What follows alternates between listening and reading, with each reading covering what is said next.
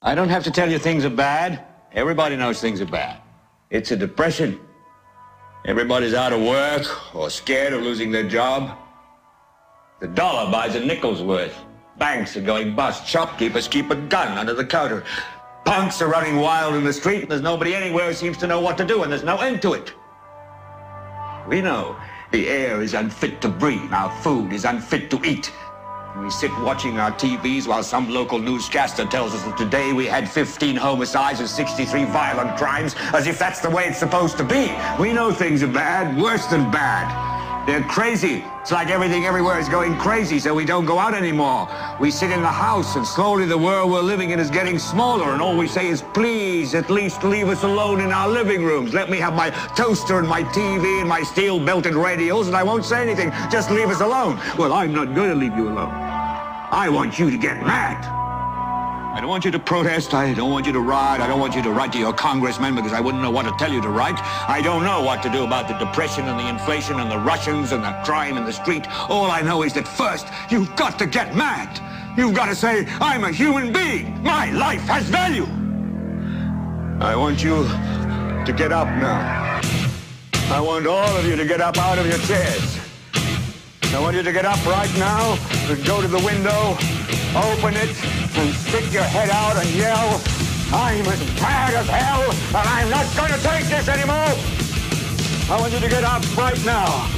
Get up, go to your windows, open them, and stick your head out and yell, I'm as mad as hell, and I'm not going to take this anymore. That's right. I'm your host, Alex Jones. We'll get to your calls. I'll get to this Pravda article. We have some more clips that I want to play right now. But that's why they're so scared. And that's why they're trying to say, oh, that's a losing tactic to get angry.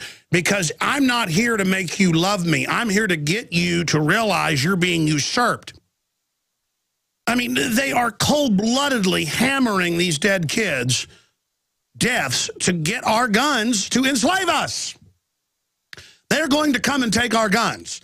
They're going to raise our taxes again and again. They're going to reduce us to absolute despotism. They're going to eat out our substance. The power to tax is the power to destroy. I'm angry about that.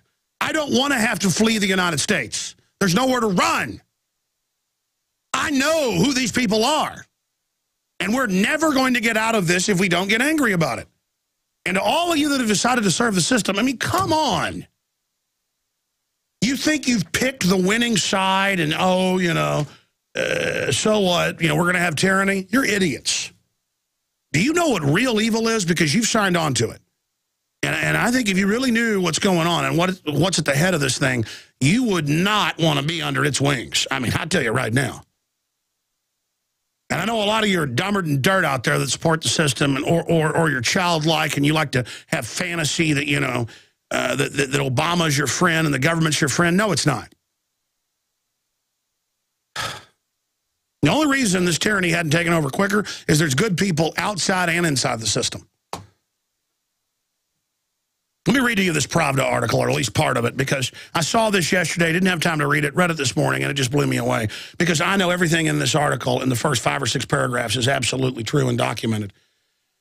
These days, and this is written by Stanislav Mission, who, by the way, boys, you want bonuses, get me Stanislav on with an interpreter, whatever it takes. Might speak English, a lot of the Russians do. These days, there are few things to admire about the socialist, bankrupt, and culturally degenerating USA. But at least so far, one thing remains: the right to keep and bear arms and use deadly force to defend oneself and possessions. Yeah, it's the only beachhead of liberty really left right now. And people are clinging to it, and it's actually growing the movement and awakening. And they hate the statistics that areas that have guns have lower crime rates. They hate that. If they don't kill our gun movement, it's over, okay?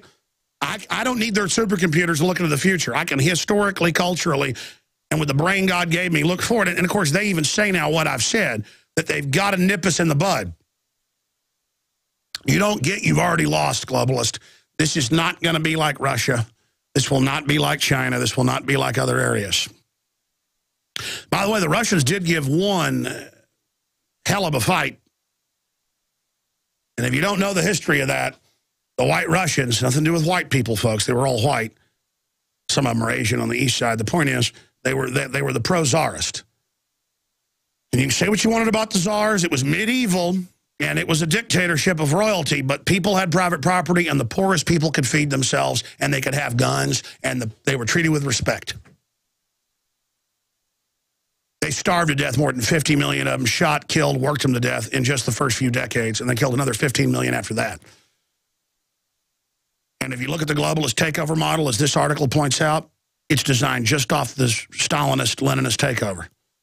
See, that's what I tried to say earlier, folks.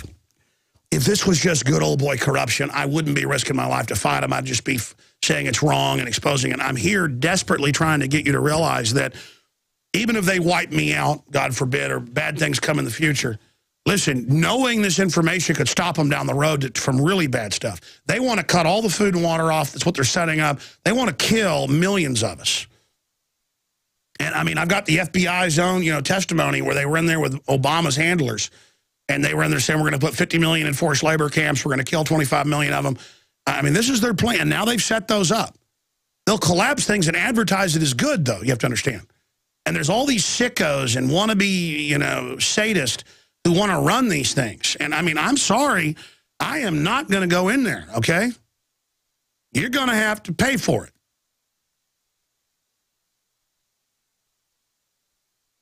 And America knows you're coming.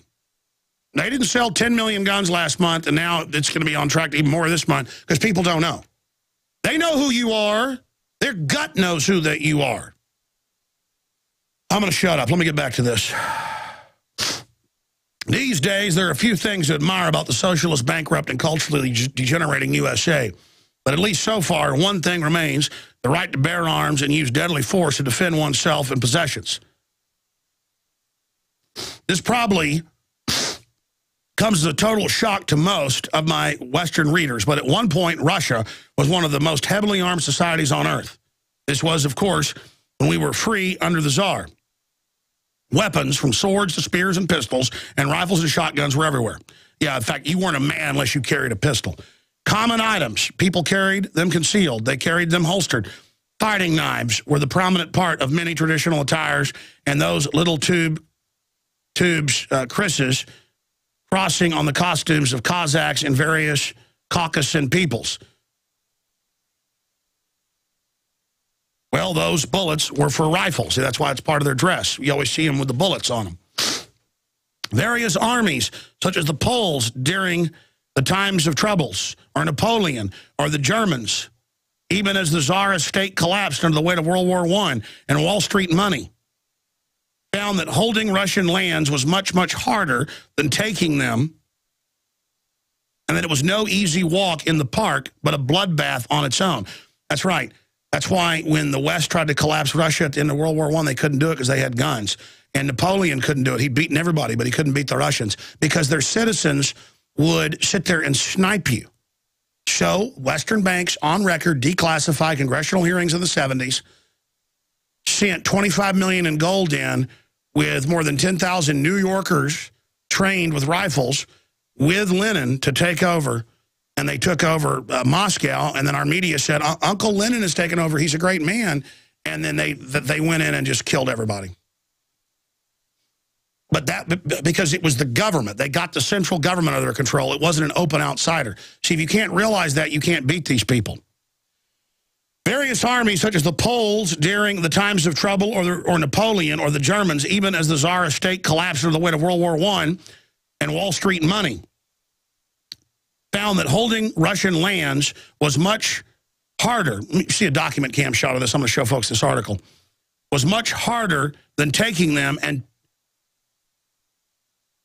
taking was no easy walk in the park, but a bloodbath all its own. In holding, one faced an extremely well-armed and aggressive population hell-bent on exterminating or driving out the aggressor. This well-armed population was what allowed the various white factions to rise up. No matter how disorganized politically or militarily they were in 1918, and waged a savage civil war against the Reds that went on for more than 15 years off and on. And that's why finally when Stalin had wiped them all out, then he killed 50 million people. Once he'd gotten full control, it took them decades to kill everybody.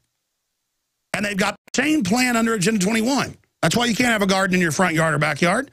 This is all a Russian takeover because it was a banker takeover. American money did that to the Russians.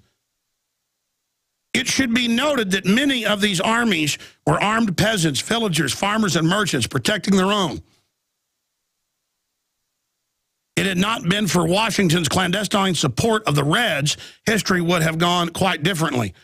Just like our government funded Mao in 49. That's now declassified. He killed over 80 million people, depending on which number you look at, 60 to 80. Moscow fell, for example, not from lack of weapons to defend it, but from lying guile of the Reds. 10,000 Reds took Moscow and were opposed only by some few hundred officer cadets and their instructors.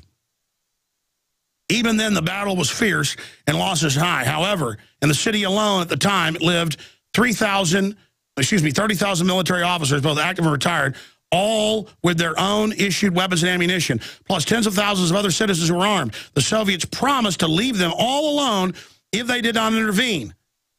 They did not, and for what we were asked afterwards to come register themselves and their weapons, where they were promptly shot. And the Russians go on to explain to them, they are murdering liars. They are about to do to you what they did to us. That's right. You study the Russian Revolution, and then you look at the Trotskyites who finally Stalin double-crossed the Lenin Trotskyites and sent them over here to Mexico and the U.S. They took over and became the neocons. Go look it up. The founder of it, Crystal's dad, was a top commie general. And they said, okay, we got kicked out over here. We're going to come over here. We're in so much trouble. They're going to follow an exact Soviet blueprint. And it really is just hard to deal with. I understand why a lot of you can't believe this is happening, because it's so horrible. Folks, they want to break us forever. Okay, the Russians were just as armed as the Americans. They beat Napoleon, and they beat the Reds at first until our government sent a bunch of armed U.S. citizens over there that knew how to shoot. Army veterans and people. It's just so evil. Did you know American citizens helped take Moscow? And see, as soon as McCarthy, it's now been declassified by the Russian files, said, our army runs the Soviets. Oh, my gosh, he was destroyed, but in one day. When he was being used to just persecute liberals and people and set up a police state, see, they used the threat they created to take our rights over here as well. Just like in episode 3, the emperor becomes the emperor by staging attacks against his own bases. See, that's a child's movie explaining to you how false flag works. Now, the globalists this time are going to use Muslim extremists as the pretext to have the cover of the takeover, but then the real manuals, which are now public, are all about gun owners. The whole thing is about checkpoints, grid points, locking down the food, coming and getting our guns. I mean, they plan it. And they're going to call him Lincoln. They're not going to call him Lenin. Obama will be...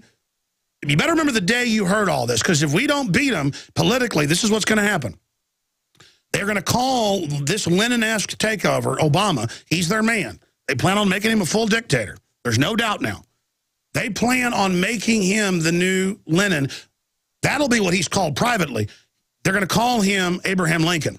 And I knew this was coming because of the buildup and all the other points whenever they were advertising him as the new Lincoln and all these movies and TV shows. And I said, they're going to say that he's going to crush the states and the right-wingers. And now that's in Daily Costs and others. They go, you bet he's Lincoln. We're coming for your guns. Get ready. And they're talking about federal militias that are going to round us up. You see, they want our guns because they fantasize, like Piers Morgan agreed. He said, I'm going to get in a uniform and I'm going to blow Alex Jones's brains out. And the media is like, you bet, kill Alex Jones. Oh, but there was nobody outside harassing me. No, no, no. They just said they want to kill me on TV and talked about my kids. Hope they don't get killed. And I'm not even, listen, I'm not worried about myself or even my family because they have no future if we don't beat them. You know, my flesh says just leave the country. I've warned you. I've done my part. I've been on the front line. Bye. I'm out of here. I'll broadcast from Switzerland or some other place. Not that they're perfect, but get out of here. I'm not doing that. I'm staying. I'm going all the way up against these people, and I pray that God reprieve us. But you know what? The White Russians weren't.